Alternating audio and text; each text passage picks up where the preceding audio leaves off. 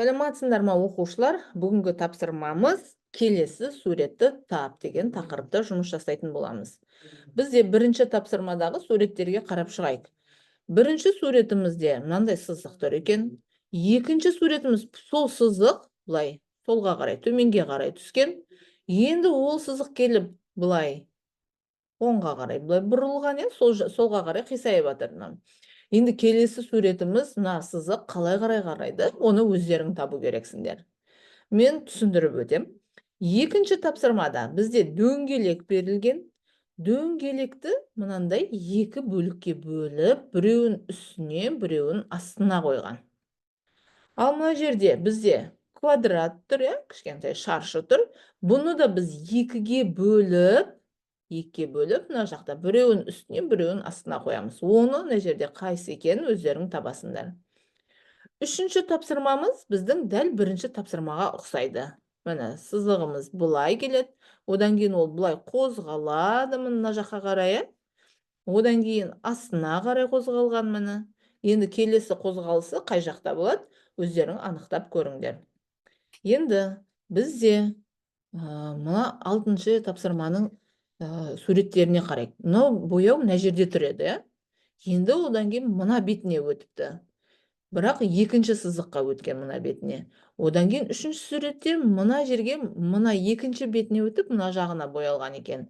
Енді төртінші мына слойға өту керек қой. Енді қай жағында тұрады? Мына жағында тұра ма, мына жағында тұра ма? Оны өздерің мына варианттардан анықтап табасыңдар.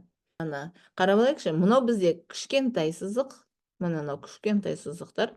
Соған қарап алайық, былай бөліп. Әйтпесе шатасып кетеміз. Мынау бізде ұзын сызық, жасыл.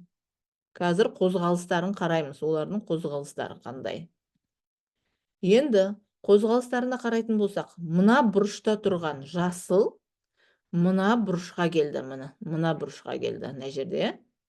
Сосын мына бұрышта тұреді, келесі бұрышқа келді. Енді мына бұрышта тұрған жасыл қай бұрышқа келу керек? Мына бұрышқа келу керек, мына жақтағы суретте мына бұрышқа келу керек. Оны өздерің анықтайсыңдар. Енді кішкентайдың сызықтарына қарайық. Мына қызыл сызық. Бұл сызық былай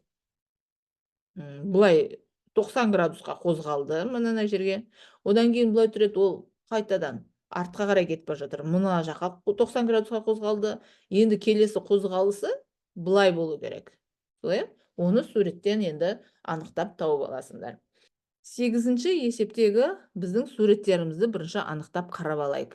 Мына бір жасыл нелері, белгілері барлық жерде тұр, мына тұр, ешқандай өзгеріссіз.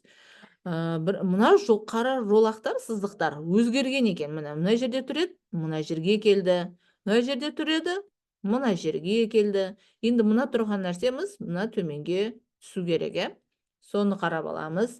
Енді дөңгелектерімізге қарайық. Боялған. Мына жерде қара дөңгелек бар екен, мына жерде 2 қара бар екен, мына жерде 3 қара бар екен. Келесін өздерің табасыңдар.